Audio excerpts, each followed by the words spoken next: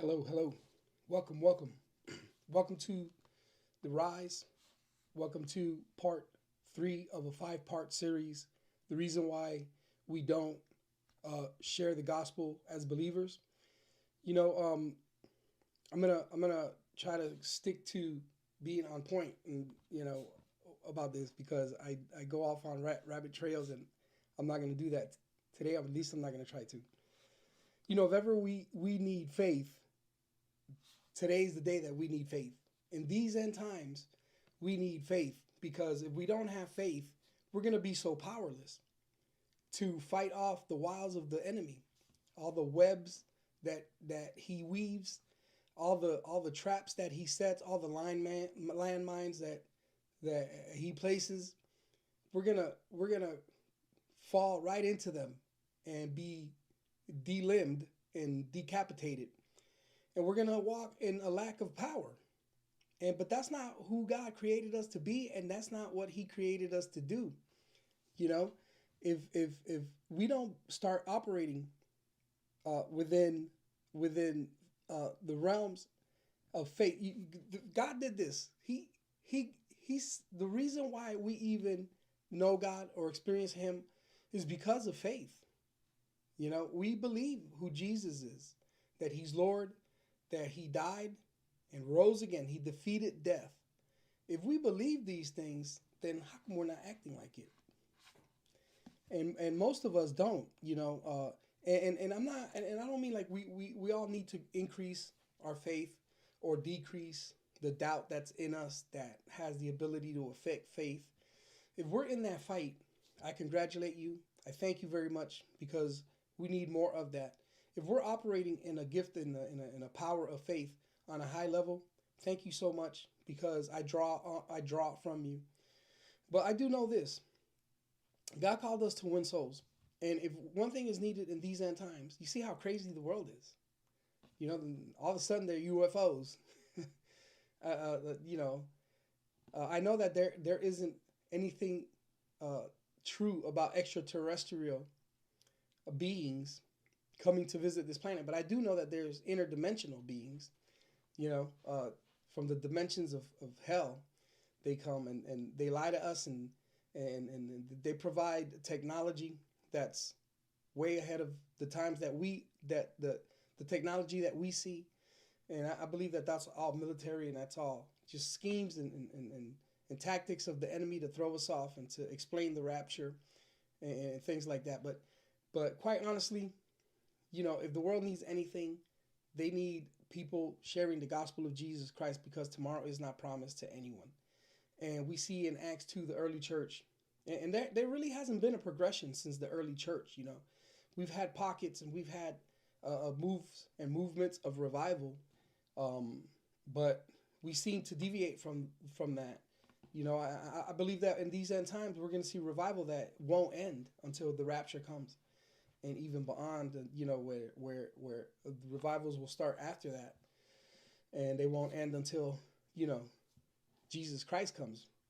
So we don't see revivals that never end. We don't see revivals that don't come to a complete halt or a stop, either due to the leaders of the revival or just a place of the church being comfortable again. And so there's a lot of reasons why. But if we don't operate in faith, I just had a service not too long ago, and I invited a guy from Walmart. He brought his friend, and people were experiencing God. They got laid out on the floor. The spirit of God was there, and it just seemed like the guy, he never ended up calling me back. He never responded to my reaching out to him and calling him, and you could tell through the service he was just not believing what he was seeing, and I mean the power of God was there. And so you lack faith and you put God in a box. You think that a church service is, 1 hour of hearing the message and an hour of worship and announcements, and you think that that's church, you know, and you think that a successful church is a church where all the seats are full. You know, the church is full of a lot of people that are seated in the chairs and aren't active in the power of faith and in the power of evangelism, which we're all called to go out and win souls. We're all called to go out and share the gospel. You know, we're all called to go out and lead somebody into healing and, and, and deliverance, setting them free. We're called to share the gospel, and then demonstration of power. The word comes before salvation. The word comes before power, because if people don't hear, hey, would you like to be healed of that broken ankle? And God can heal you, then they won't have the faith to believe it. They won't have the hope to try at least to get healed. That cancer that you're deteriorating from, you know. And so we have a dilemma amongst the American Christian modern church, right? And so we see Asbury. We see that God moved in Asbury. You, you know, people are ripping it on social media, and they're talking bad about it. But God is there. God is moving amongst His people. He's walking amongst the lampstands and the candlesticks. You know, he's there, man. And so because people don't believe it, they lack faith in it. They shoot down any opportunity to receive a blessing from acknowledging that there is a move of God, right? It's just like when you go out and you win souls and you preach the gospel to someone, and they have the choice to have the faith to believe in the Jesus that died on the cross and defeated death, or they have the choice and the faith to believe in Richard Dawkins' book instead of the Bible. But they'll believe another man's writing, but then rip the Bible because man wrote the Bible. For whatever reason, God decided to use faith to be the igniter of the miracles that we need and of salvation. Well, then that's God's, that's every right, because God is our creator. That's His right. He's sovereign. He knows it all. You know, He's not a know-it-all, but He knows it all. He is a know-it-all. He actually knows it all. So He used that. He used that. And when we say as believers, hey, I don't believe I'm supposed to be winning souls. Well, that's a lack of faith, because you are, and it's also disobedience, but it is a lack of faith. And so if we say, oh, I don't have the gift, well, who do you have the faith in, you? Or do you have the faith in the God that is in you to go out and be able to open your mouth and share the gospel effectively, right? And so when you say, I don't believe the church is supposed to proselytize, because, you know, a lot of Christians are saying that now. It blows my mind. Well, you know, do you read the Bible? Do you have faith in the Bible? Right? So there's a lot of things that are going on. And so we see a dark world. We see people who believe that women can impregnate a man. We have a belief system that's come out of the pits of hell that believe men could be pregnant, and they can mutilate their bodies and turn themselves into a woman and deny the facts and the truth about biology, make up their own biology. It is beyond comprehension. And of course, because it's dark and it's demonic, and it's the devil himself putting a dark idea into the mind of a person that they buy into and that they believe in, and then they have faith in that, but they don't have faith in the power of God. You know, they have the faith in the power of a doctor to change a man to a woman or a woman into a man, but they don't have faith that Jesus loves them. You know, and so and believers don't have faith to say, okay, well, I believe I'm supposed to be winning souls, and I'm called to win souls. We all are called to win souls. Sorry if you don't want to believe it. That's a lack of faith on your behalf. But we're all supposed to, all of us. And so we should be winning souls effectively.